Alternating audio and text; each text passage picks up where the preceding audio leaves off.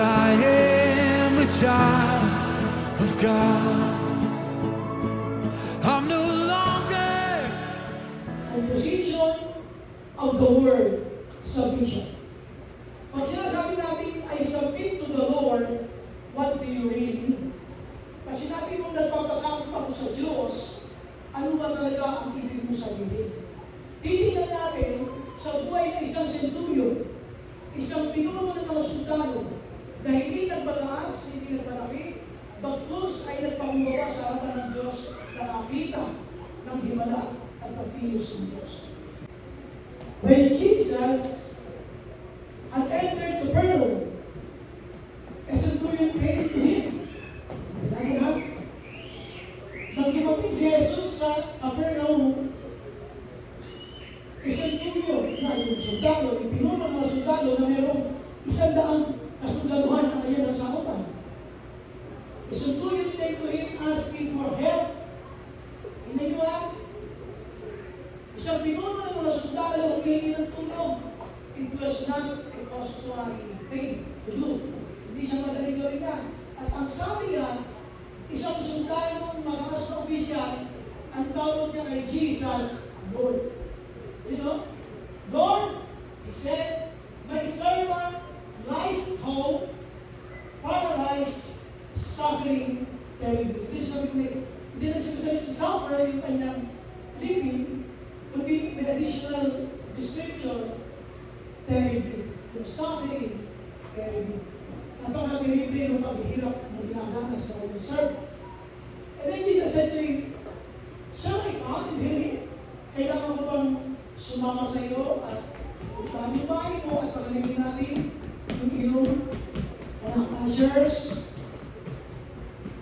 Jesus said to him, shall I come and heal him? The centurion replied, Lord, I do not deserve to have you come under my roof. Lord, hindi mo na kailangan, Lord, pumunta sa bahay ko, yung under my roof. Hindi mo na kailangan pumunta sa tirahan ko. But just say the word. Sabihin mo lang, Lord, yung mga salita. Sabi ng Bible, and my servant will be healed. Grabe mo, you can see a different kind of faith of this centurion. At bakit niya ito tinanggap na ganito nga ang mangyayari? Nagagaling itong kanyang servant who was suffering terribly. Just say the word. But just say the word and my servant will be healed. For I myself, ito na, describe niya na, yung buhay niya bilang isang centurion. And I, to find myself as a man under authority. Mag-iakuan po, meron din authority. With soldiers under me. May mga sundalo sa ilalim ko. I tell this one, go and goes. Pag sinabi ko sa isang sundalo ko, sabi niya, na pumunta na doon, siya pumunta. At pag sinabi ko naman sa isang halik, come, and he comes. I say to my servant, do this, and he does it. Ganun po ako, sabi niya. Kaya kayo, Lord, hindi na kailangan pumunta sa bahay ko. Sabihin niyo lang po yung salita, ang gagaling yung aking servant. When Jesus heard this, he was amazed and said to those following him, truly I tell you, I have not found anyone in Israel with such great faith. I say to you that many will come from the east and the west, and will take their places at the feast with Abraham, Isaac, and Jacob in the kingdom of heaven. But the subjects of the kingdom will be thrown outside into the darkness where there will be weeping and gnashing of teeth. Now, huli yan sinabi kung sa lalaki. When Jesus said to the Lord, kung sa lalaki, sa centurion, when Jesus said to the centurion, go, let it be done, just as you believe it would. Hayaan mo mangyari ang ipinaniniwalaan, ay sa ipalalang-palalayan. And his servant was healed when at that moment. Palakpakan natin. Dito na ba kayang ibagay na sabi nga ni Gautama Buddha? Si Buddha, yung pinanggalingan ng Buddhism. Sabi ni Gautama Buddha, sabi nga, what do you think will happen? Ano iniisip ko siya mangyayari? Iniisip ko, kaya mo, pero isip mo, hindi mo kaya, tama ka. Because the moment you believe you can, you are already on your way to downfall.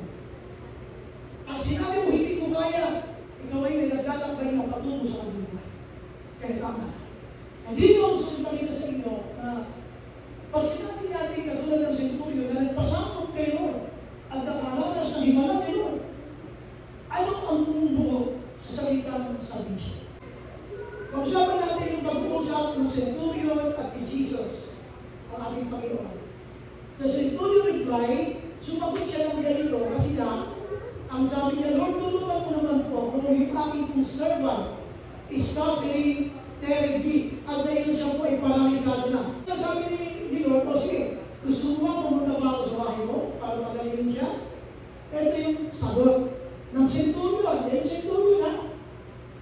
The Centurion replied, Lord, I do not deserve to have you come under my roof. Pero hindi naman dapat na yata pumunta mo yung bahay mo para magaling siya. Ano problema? But just say the word. And my servant will be healed. Nabasa natin yung bakit, and at that moment, sabi ng Bible, his servant was healed. Diba nabasa natin?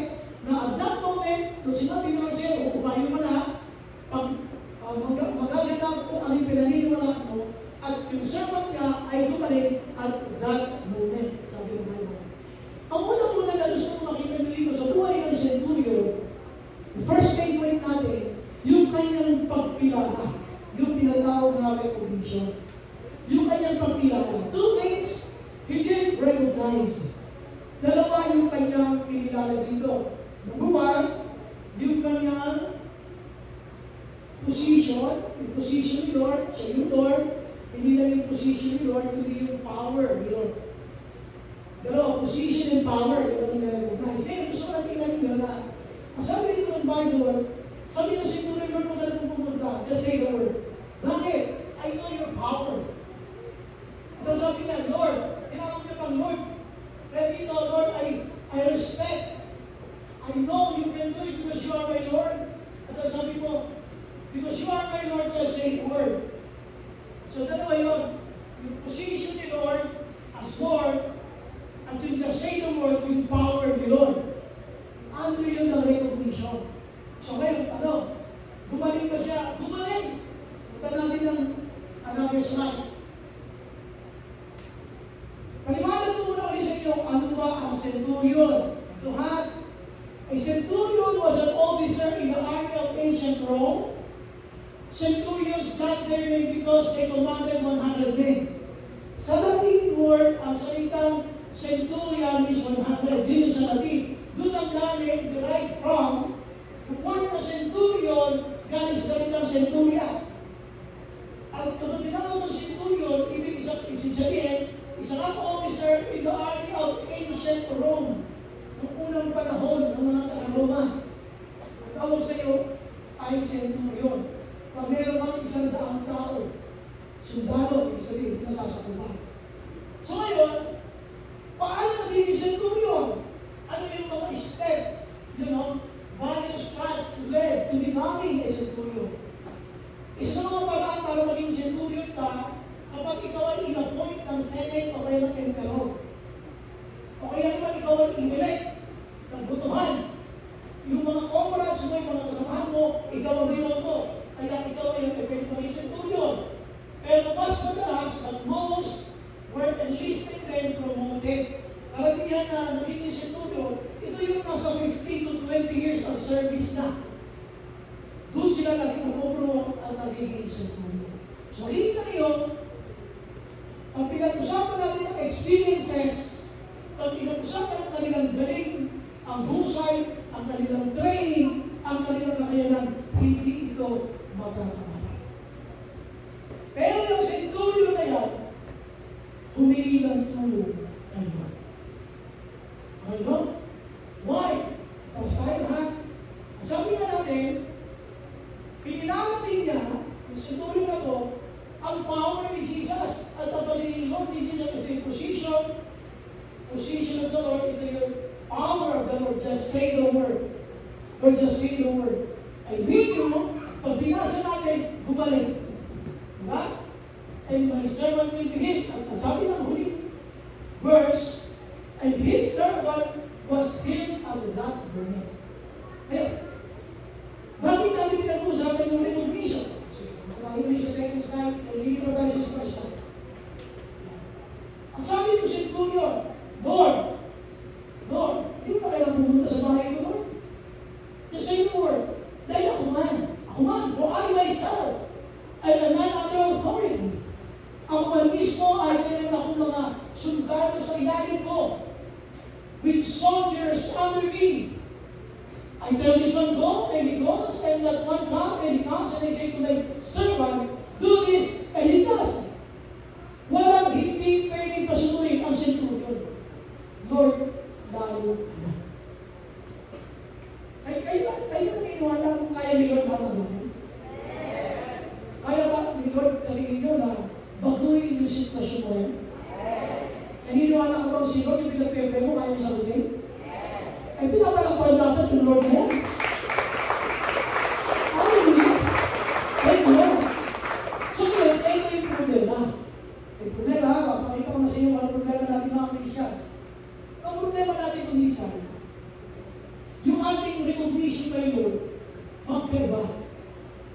Bigyan kayo ng sample, dito sa church, at kahit sa ibang mga churches, mga Christian churches, may mga members, may mga workers. Kapag ang pastor ay kinilala mo lang bilang isang preacher.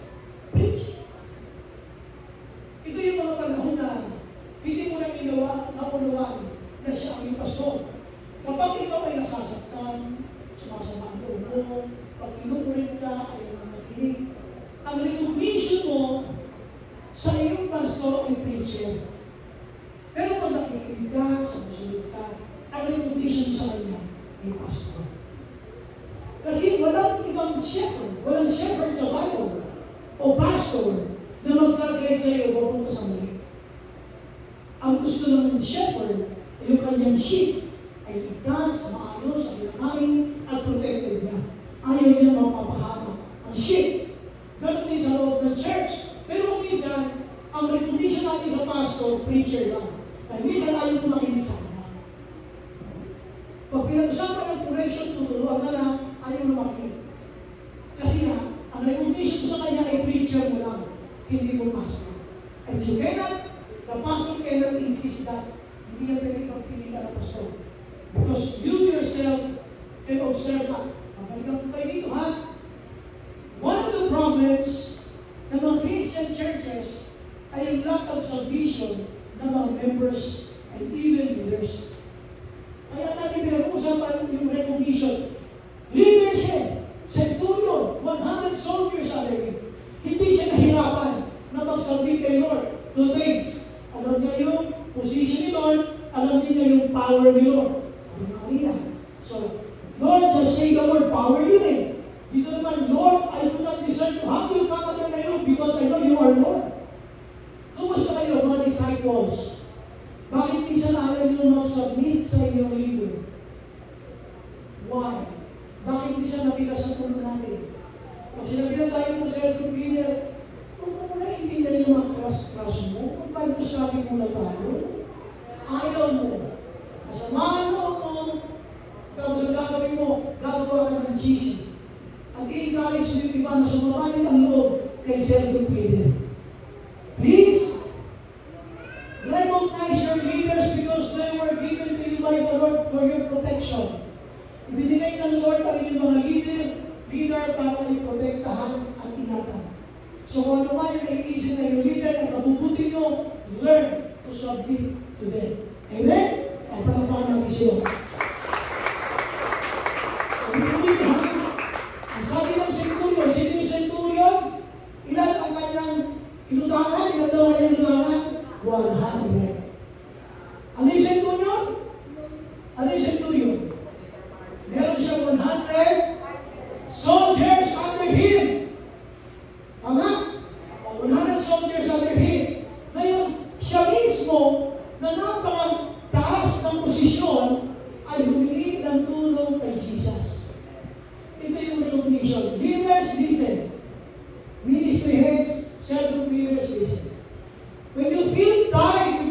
ministry. Lapit tayo doon sa nagbigay ng ministry. Walang iba kundi si Lord. Lapit tayo. You feel tired, at mapagod, ay napakala. You almost wanted to give up. Just cry to the Lord. Siya, ayun, mataas ang posisyon yan. Pero, he asked help from the Lord. Kaya kung gusto mo na palitaan kalakasan habang nag-ministry, dapat alam mo kung kanino ka lalapit. Kanino siya lumapit? Kay Lord, hindi kay sister. Kasi si sister baka kanya ikwento. Hindi siya lumapit kay brother, baka si brother, baka kanya ikwento. Number 2, ito lang. When Jesus had entered Capernaum, ito yung pagpasok niya, no? Ito yung umpisa na lang kinukwento. Pagpasok niya sa Capernaum, dinescribe niya kung sino yung lumapit sa kanya. A centurion came to him. Pakipasa niyo. A centurion came to him asking for help. Centurion yan. Humingi ng tulong. Hindi po yan nakasanayan. Paano ba kung ano ang kanyang itinatagyan, kaya di siya basta-basta pwede na lumapit kay Jesus? Number 2, yung kanyang reputation. Strong na, di ba?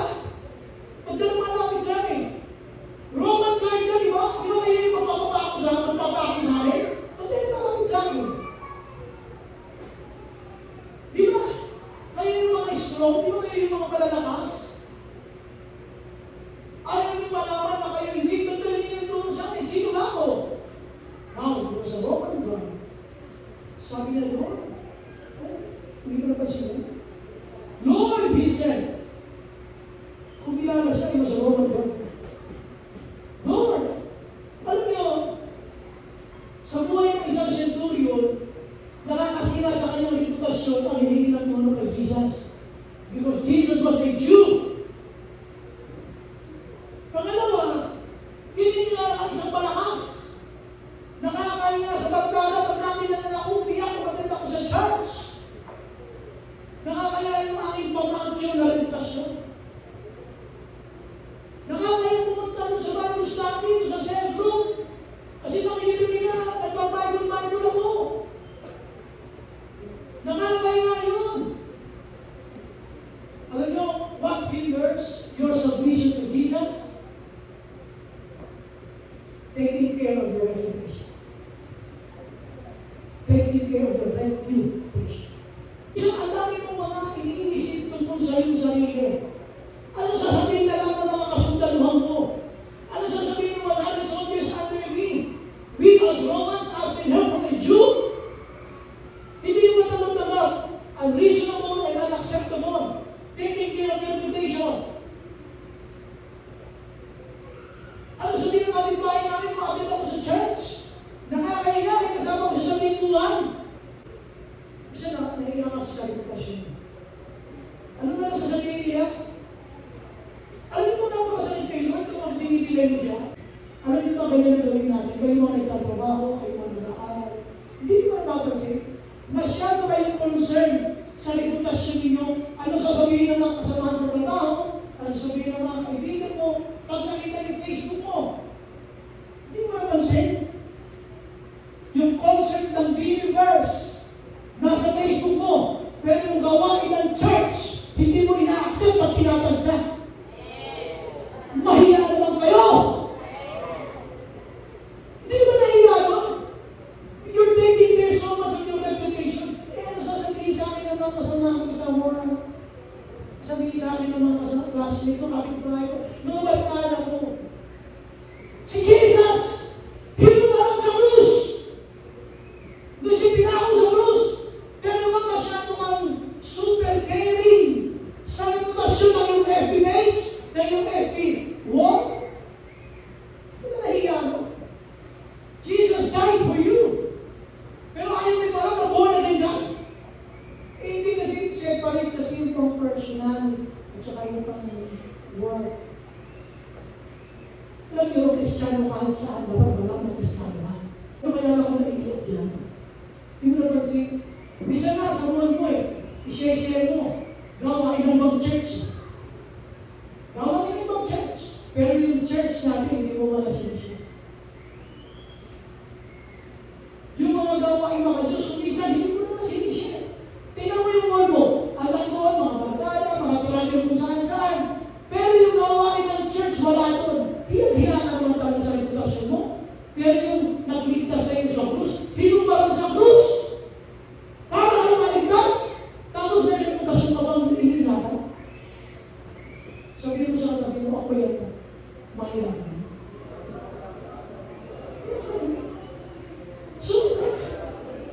Super tayo. Hindi tayo mayaman. You're taking your reputation, pero ang ngayon itong lalaki mo, yung centurion, wala akong pakialam at sabihin sa akin ng 100 soldiers under me. I need help. I want my servant to get healed. Kaya naman siya, wala siyang pakialam sa kanyang reputasyon. Pag lalapit ka kayo, hindi na pinag-uusapan kung maganda ang damit mo or anything. Just come to the Lord as you are. Hindi mo kailangan magdamit na kailangan mamahalin. Just come to the Lord as you are. Lord, I need help. Ang maganda kayo, hindi ko susunod. You're a Roman God. Kayo ang para ako sa akin, nalilin sa akin ng tulog.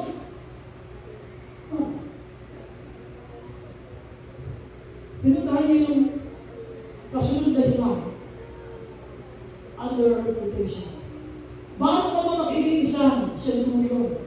Ano yung pwedeng ingatan reputasyon? Ito yung quality siya na necessary to be a centurion. Sabi natin, the centurion in the infantry is chosen for his size. Laki niya. Strength and dexterity in drawing his missile weapons. Ganon siya gagaling, humalik ng sandata. And for his skill in the use of his sword and shield. In short, for his expertness in all the exercises. Super galing ng isang centurion. Super lakas. Super taas. Pero pagdating kay Jesus, he was so humble. I don't care what people will say about me. Nagpakbaba siya yun and said, Lord, I need help. Kaya lumalik ka kayo, nung mataas, ang masyadong papogi, ang masyadong papaganda mo. You can come to the Lord as you are, just ask God what you need. And He said, Lord, I need help. Kaya mamaya, mag-pray tayo after yung ating service. Just tell God what kind of help you need. Sabi ng Bible, sabi ng centurion, Lord, just say the word. Lord, sabihin mo. O may iniisip ng kapitbahay ko, ito, pag dito, maalis ng mga aga, kasi uwi na hapon na. Kung siya nagpigil, hindi na naibigan. Eh, mga naman pasalanin, gawin tayo. Ayaw siya. At least, sa kalagtas na nakarating sa langit. Sila, hindi na naman yung daan, mabuta na. Bakit? Don't think too much about your reputation. Sabihin mong pare, di mare, di ba? Sa mundo dito, kita paglaban natin ang ating sariling kaluluwa. Kailangan you have to please the Master. You have to please the Lord. Wala ka naman iniispiro kung please Lord. Kalimutan mo yung mga trauma mo. Ang importante, ano yung sasabihin ni Lord. Palapakan natin natin mga. Alam di ba? Only God's opinion matters. Wala ibang pinaka-importante opinion dito sa lupa, kundi opinion ng Diyos. Sabihin lang sa iyo, kahit ang mga bahala sila. Ang importante sa akin ay I please the Master. Dito, sabihin natin, nasaan ka dyan?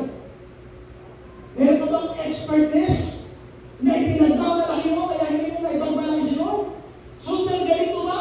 Para hindi ka magtutulog pagpunta kay Lord? Pag-usapan natin yung una, size. Anong size mo? Ano bang height mo?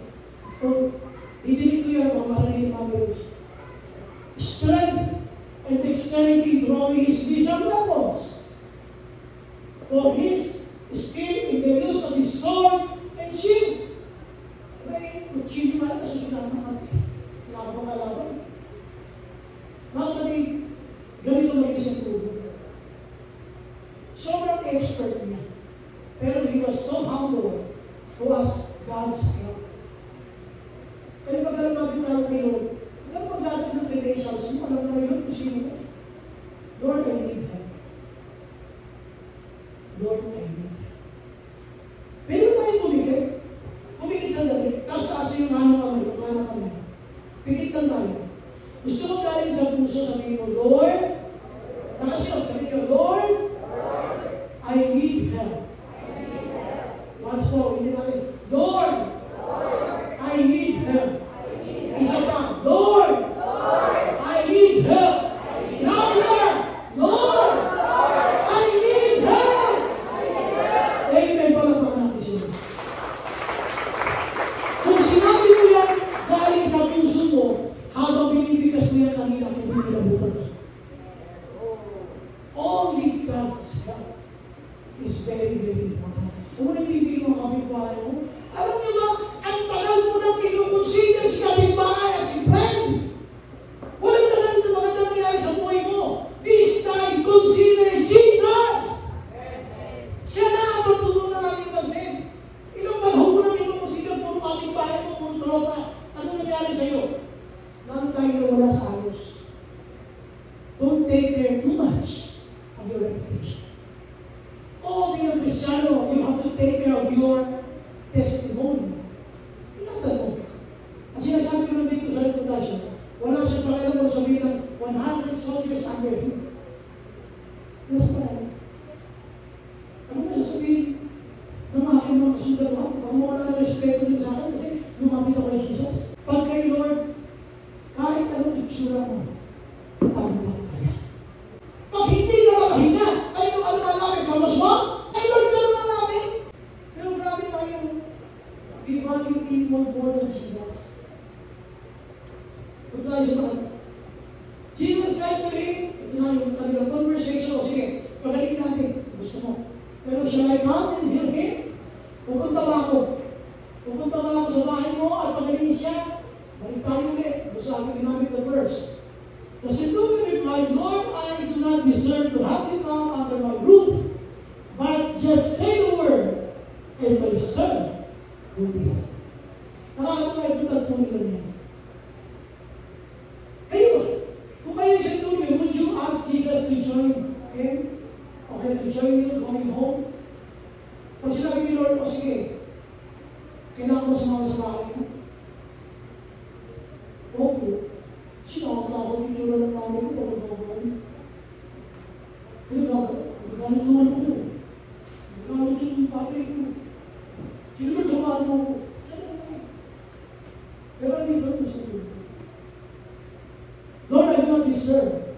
Nakita nyo, isang centurion, isang taong mataas, opisyales. Pero ang pananalita, punong-puno ng pagpapagbuka. Lord, I do not deserve to have you come under my roof. Hindi mo kailangan Lord, bumuli ka sa bahay ko. Just say the word. Just say the word. Hallelujah. Just say the word. Mamaya, I will pray tayo. Balik mo yung kay Lord, sabi mo, just say the word.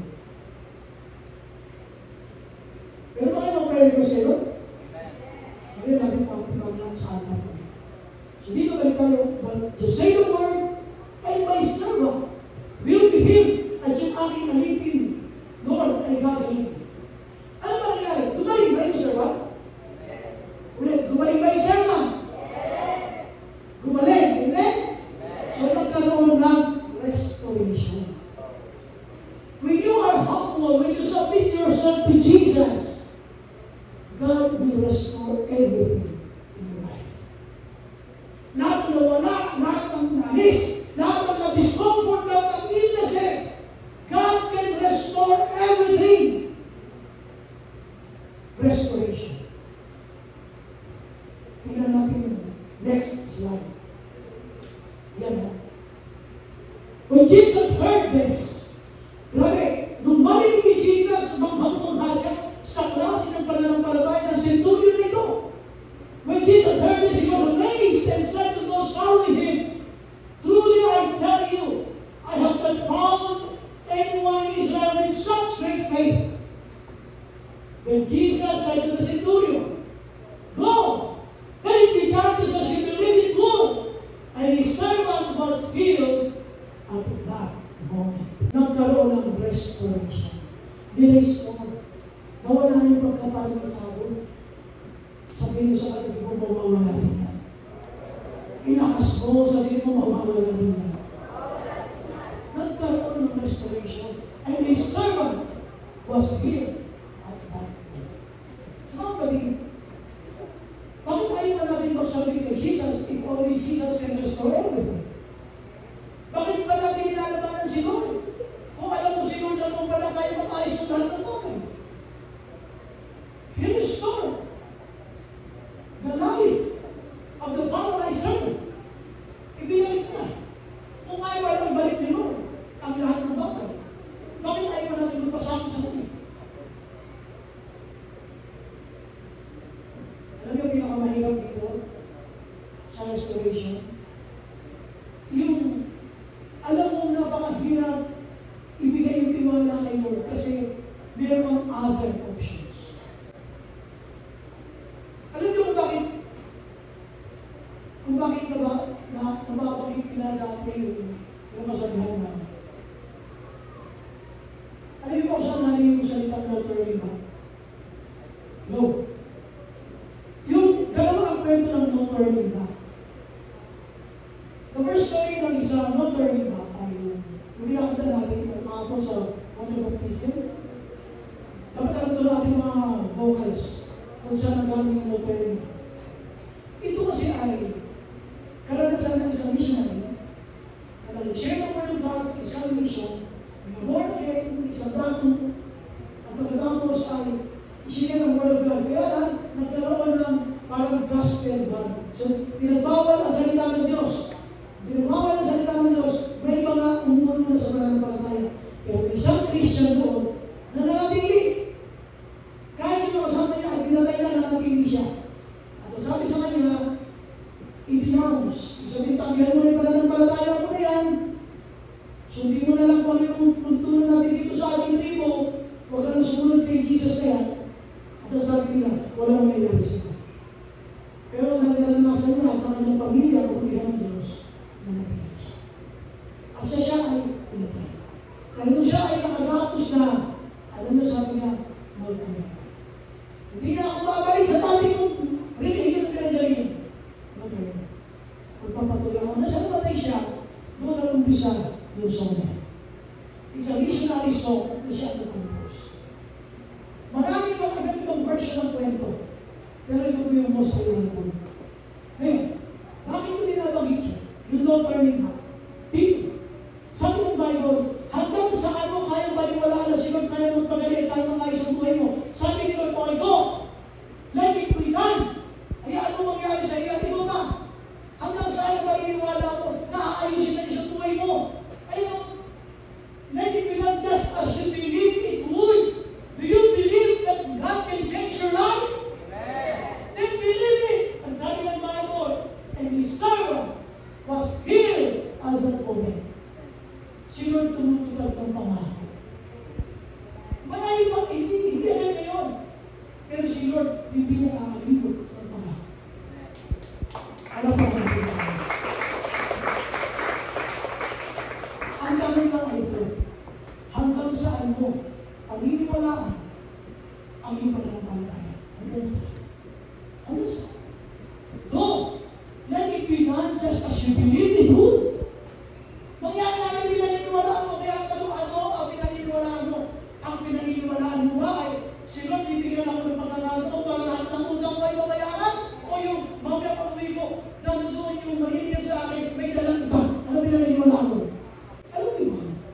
Yung energy is, according to John Maxwell, yung energy, yung lakas na ginagamit mo, yung energy mo, sa pag-iisip ng negative, ay same energy kapag nag-iisip ka ng positive. Eh, nagtulad ng isang negative. Eh, isang positive na. Amen! Huwag ka lang pangalit namin siya. Alam niyo, sasabihin ng Biblia, yung depression ng pagsimangot at pag-ngiti, kapag pala ikaw ay ngumiti,